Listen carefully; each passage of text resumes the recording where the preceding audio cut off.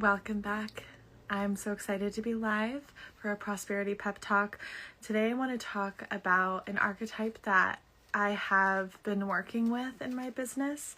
And if you don't know, I'm an initiated priestess. I come from a lineage of spiritual leaders and female entrepreneurs. Creating businesses as a sanctuary for your soul's calling is my jam. And so I'm excited to be here with you. I've trained over 450 coaches, facilitators, shadow work practitioners, and I go live almost every day for these Prosperity Pep Talks to offer you inspiration, motivation, clarity, sacred connection for your soul's work and bringing your medicine out to the world.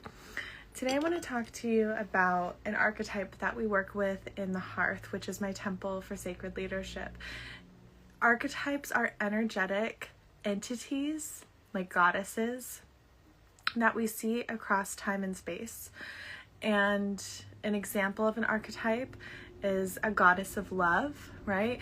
There are many goddesses of love across cultures, and we might activate a goddess of love frequency within us through intention, through energetic work, activating our heart center, through embodiment work of dressing or stepping into a certain type of movement or way of being that feels like goddess of love, through the way that we speak, the rituals we do, the way that we move through our days. So that's just one example.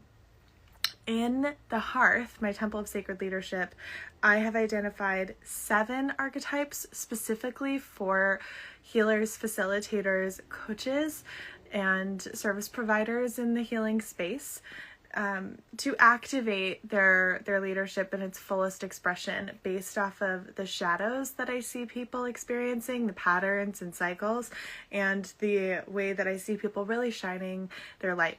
One of the archetypes that I've been personally working with is the archetype that I call the Huntress, like the goddess of the hunt. Artemis is one of these goddesses. Artemis is a namesake for my baby that I have right here. And fun fact, her name's Delia. Delia is my grandmother's name, and I also have a grandmother named Cynthia. Both of those names etymologically come from Artemis, because Delos is the island where Artemis was born, and Cynthia comes from Scythos, which I think is part of the island as well. Anyway, there's a goddess connection here that I've placed into the lineage with the naming of my daughter. Going back to goddess of the hunt. The Huntress is this archetype that you want to work with as a sacred leader because it helps you cultivate the resiliency needed in order to create consistency and perseverance in your work in the world. I talk about this all the time. Business is inherently an initiatory process. Anything that you have not healed within you will likely be shined a light on within your business. And that is why it's so important to cultivate resiliency. And part of the way that I cultivate resiliency with the Huntress is not just through like get back up on the horse and try again, but really through understanding and holding on to the remembrance that there is no failure and there is no wrong move, because there is a greater plan in place. And this might be a unique way that you look at it in your own spirituality, but for me, I see that my business is not just something that comes from me. It's not just like my modality and my work in the world and my soul medicine, but it also has its own creative spirit. Just like you have any creative project where it takes on a life of its own. If you write a book, the book takes on a life of its own. If you write a piece of music or you do a painting, right? It's not just you and your process, but it's the people receiving it and taking part in it and how it lives on past you, beyond you. And so that piece, remembering that piece, that it's bigger than you, not only brings us into a place of not taking the failures or things that aren't working so personally, but it also reminds us that the mission is more important than the ego, than the fragility of our ego. The mission of sharing our work, of our medicine landing with the people who need it, is more important than the fears and the shame, the uncertainty that inevitably comes with business. It's like if you launch something and it doesn't go to plan, there's often frustration. Like if the people aren't signing up that you hoped would sign up, there's worry, there's concern, there's sometimes panic, right? These are all really understandable emotions. But in order to not let that experience overshadow the importance of you fulfilling your soul's purpose on the planet through offering your unique medicine to the people here and the beings here, we have to remember and move through those uncomfortable emotions by remembering that it's not just about you. It's really, you can get over yourself. I'm kidding. But you know what I mean? Let's dive into this awareness of the bigness and the sacredness of your work in the world so that you can cultivate the resiliency needed. Now, the goddess of the hunt, the Huntress, I love because there's a metaphor, and if you've been following me for a while, you know this metaphor, but I'm going to share it again. It's one of my favorites. It's my metaphor for manifestation. Right? The goddess of the hunt has her bow and arrow. And if you've ever worked with a bow and arrow, you will know that it requires some muscular force and extreme concentration.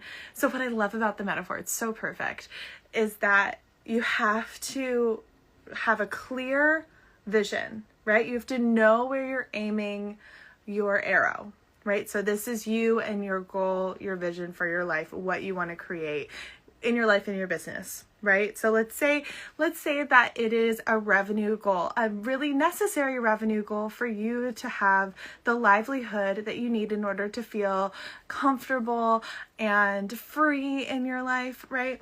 So let's say we have a revenue goal. You're looking at that revenue goal and you're like, okay, that's my plan. In order to get there, obviously there are many action steps. You have to have an offer and you have to grow your clients and whatever it is. So you have to put in the work. That is the muscular necessity needed for pulling the sinew back on the bow, right? It's like we're doing the muscular action, the work. You're keeping your eye on the target, on the goal. You're opening your heart in the process. This is such a key piece. You're when you pull back on a bow, you're opening your heart in the process. That's an energetic piece. And then what do? You let go. And the arrow lands where it's meant to land.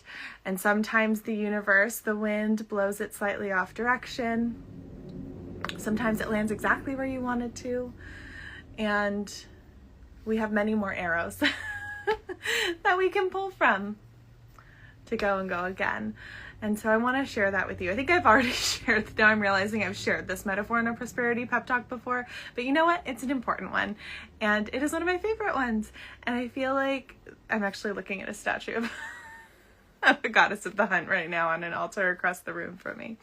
I feel like the more that we can return to this remembrance, the more we can cultivate a relationship with this part of us, this archetypal quality, the more comfortable we feel in the inherent discomfort of taking the leap of faith in entrepreneurship and sacred leadership.